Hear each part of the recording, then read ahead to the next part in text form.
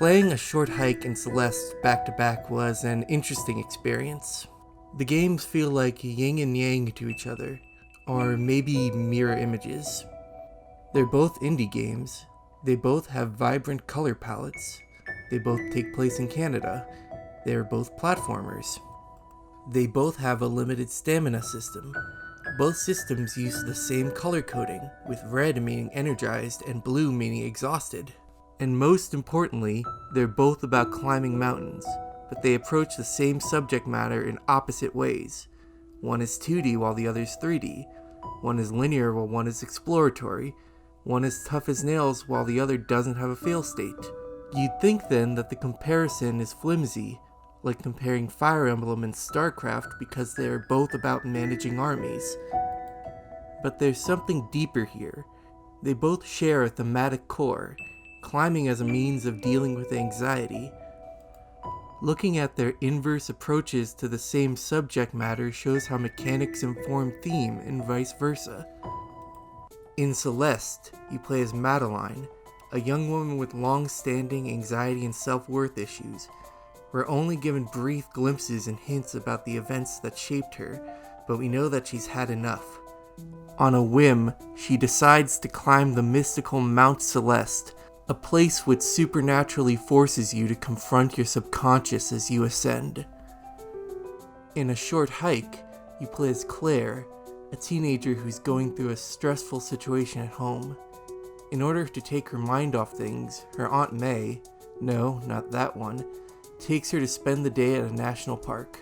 Claire is waiting for an important phone call, but May tells her that the island has no reception. To receive the call, she has to climb the park's centerpiece, Hawk Peak. There's an irony to both of their goals. Madeline is attempting to directly solve her problems, but she isn't sure how climbing the mountain will help her.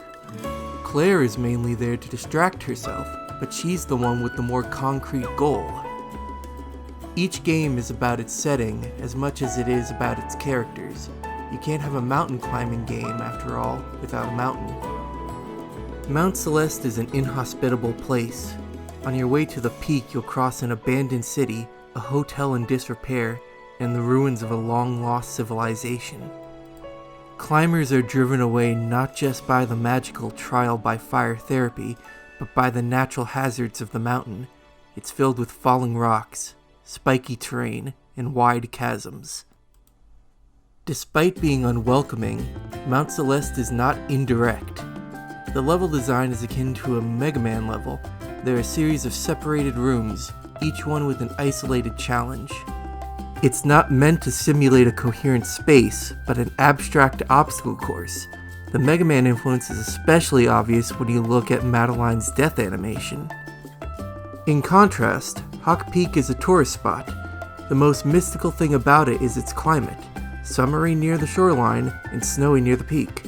While there are steep drops, there's nothing that will actually harm you, just leave you at a lower point.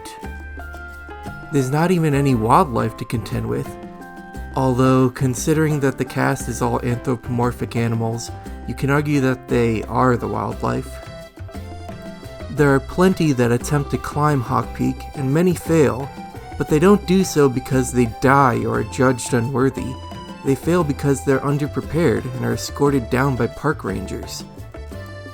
Unlike Mount Celeste, Hawk Peak is a coherent space. It's an open island, with multiple paths towards any point on the map. Each game has mechanics that are complementary to their respective mountains. As stated earlier, each game uses a stamina system. Once off the ground, climbing walls or performing air actions uses up your stamina. Once you're on stable ground, it refills. The main difference is in how fixed your stamina amount is. In Celeste, your stamina pool is static. You only have one air dash per jump, and you can only cling to a wall for so long. There are exceptions, like the floating gems that refill your dash, but the amount of stamina for any given challenge is set in stone. This is equally disheartening and encouraging. There's no hope for new abilities to make it easier, but you know that any challenge you face is immediately surmountable. In a short hike, your stamina amount is variable. Every time you double jump or cling to a wall for a second, you use up one of your feathers. When you run out, you start plummeting. The way that the game gates progression is through slopes and gaps that require a certain number of feathers to pass. If you encounter a wall, either figurative or literal, then you're encouraged to look elsewhere. In Celeste, it's you have to do this, but you can do this.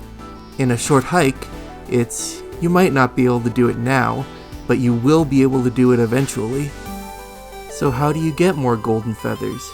Some can be found in the open, some are hidden like buried treasure, some can be bought from the park's official shop, and many can be found by interacting with other people. This brings us to how each game handles NPCs and side content. Madeline's journey is a lonely one. Not counting her own doppelganger, Madeline, she meets only 3 other people on her climb. Granny, the mountain's only long-term inhabitant, Theo, another climber challenging Mount Celeste, and Mr. Oshiro, the ghostly owner of a failed hotel. They each have their own problems, but Madeline has no control over them.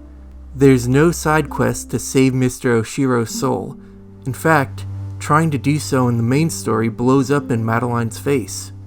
Instead, side content in Celeste is all about optional challenges.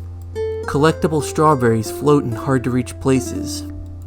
There are the B-sides, alternate, more challenging versions of each level. Every level has a hidden puzzle that rewards you with a crystal heart. In terms of the main storyline, none of these things are required to complete the game. None of them meaningfully alter the story. They're just another obstacle to overcome. A Short Hike's mountain is much more populous. It is a tourist attraction after all. While nowhere near as heavy, many of the visitors have their own problems. The kids who need another player for their game, the camper who lost their camping permit, the artist who's nervous about their first exhibition. Unlike Madeline, Claire is both able and encouraged to help others. The line between main content and side content here is blurry. If you try to make a beeline from the starting point to the peak, you'll literally hit a wall. While there are some golden feathers just lying out in the open, there are none that are labeled as essential. In other words, none that you're forced to get. There is no critical path. Once you hit a wall, just go wander until you're ready to try again. Do what you want to do. Go where you want to go. All paths eventually lead to the goal. The end result is a game about mindfulness. The problem that Claire is facing is one outside of her control. Fixating on it helps no one. Instead, she's encouraged to focus on the here and now, exploring her immediate surroundings, helping others, and being helped in return. Celeste, by contrast, is a game about confrontation. Madeline's issue isn't a singular event, but a pattern of behavior that needs to be changed, even if she doesn't know how to change it. The only way out is through, facing difficult situations and uncomfortable self-reflection. These differences in approach are highlighted in how each game handles their respective climaxes. Spoilers from here until the timestamp on the screen. Throughout Celeste, Madeline is consistently antagonized by Madeline, a failed attempt at rejecting her sends both of them hurtling down the mountain. At her lowest point, both literally and metaphorically, Madeline realizes that Madeline, her fears and doubts, are part of her. She can't just repress and deny them. At the same time, she can't let it control her. Working through her fears means acknowledging them and recognizing when they're valid. After a boss battle and reconciliation, they're able to ascend again. Here is the only time that the game gives you a permanent movement upgrade. Once Madeline fuses with Madeline, she gains a second air dash. Things that would be impossible are now completely doable, and her climbing speed is doubled. While it's still difficult, the trip to the top is tonally a victory lap. A Short Hike does the opposite, depowering the player. The top of Hawk Peak is freezing, and this limits the stamina system. In the cold, when a golden feather is used, the empty space left over is frozen. It won't refill when you reach stable ground. It will only refill when you get near a source of heat, like a campfire or a hot spring.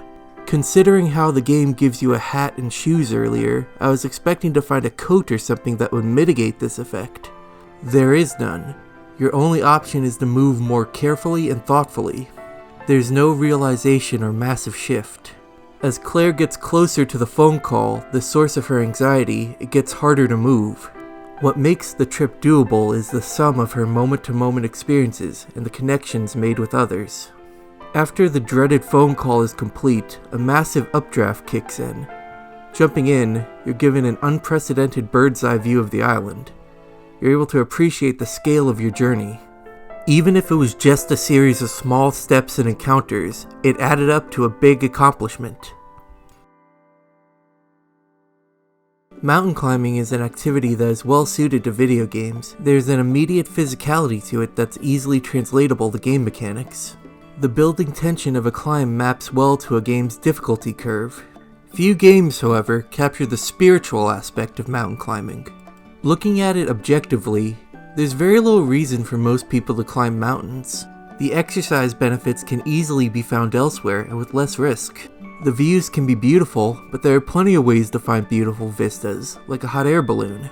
But when you listen to climbers talk about climbing, it's not just about immediate physical benefits. Instead, they talk about it like a religious experience, the climb fulfilling some emotional need that they can't get elsewhere.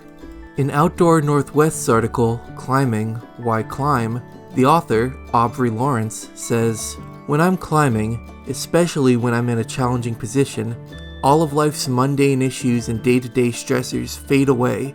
Having the right teammates and gear, being properly conditioned and acclimatized, and having the right amount of experience to handle the challenge all coalesce into a harmonious flow. That's when I feel a wonderful sense of clarity, focus, and calm. Nowhere else in life do I feel more alive." Seasoned climbers sometimes answer the question, "Why do you climb?" with the short and easy answer, "If you have to ask, you'll never understand." I imagine that actual climbers would say there's no way for a video game to completely capture the spiritual aspect of climbing. They're probably correct, but these two games give us a taste. They place us in the shoes of protagonists who have obvious issues and send us through healing journeys where the physical trials of the player parallel the emotional journey of the protagonist. Each one ends with a moment of quiet reflection at the peak. I hope you enjoyed our first video. This channel has been in the works for a while now. We plan to make more of these comparative analysis videos, tackling multiple games that have something in common. Do you have any suggestions on how we can improve? Do you know about any other interesting mountain climbing games? Tell us in the comments below. And of course, I'm contractually obligated to ask you to like and subscribe here. This is Else If Games signing off.